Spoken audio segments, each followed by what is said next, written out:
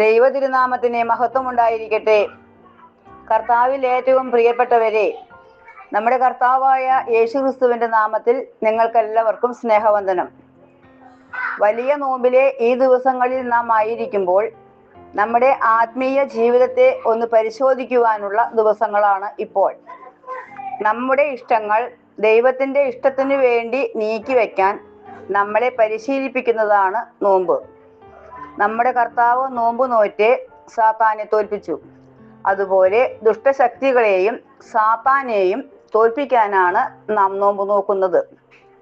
നോമ്പിലെ ഓരോ ഞായറാഴ്ചകൾക്കും പ്രത്യേകം പ്രാധാന്യമുണ്ട്. ഇന്ന് നാം ചിന്തിക്കുന്നത് തളർവാദക്കാരനെ സുഖപ്പെടുത്തിയ ക്രിസ്തുവിനെ കുറിച്ചാണ്.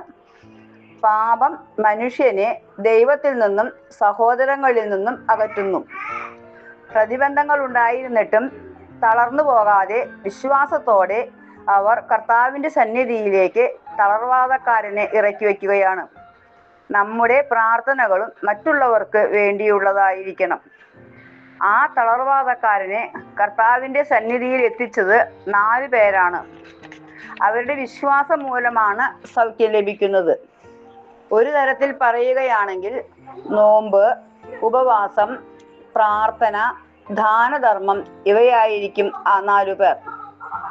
നോമ്പും പ്രാർത്ഥനയും നമ്മുടെ ആവശ്യങ്ങളെ കർത്താവിന്റെ സന്നിധിയിലേക്ക് എത്തിക്കുവാനുള്ള ചിറകുകളാണ്.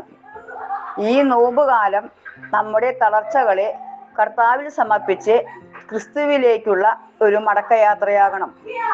നമ്മുടെ പഴയ ശീലമാകുന്ന കിടക്കയെ ഉപേക്ഷിച്ച് പുതിയൊരു ജീവിതത്തിലേക്ക് നാം പോകുന്നതോടൊപ്പം നമ്മുടെ പ്രാർത്ഥനകളും മറ്റുള്ളവർക്ക് വേണ്ടിയുള്ളതായിരിക്കാൻ നമുക്ക് ശ്രമിക്കാം.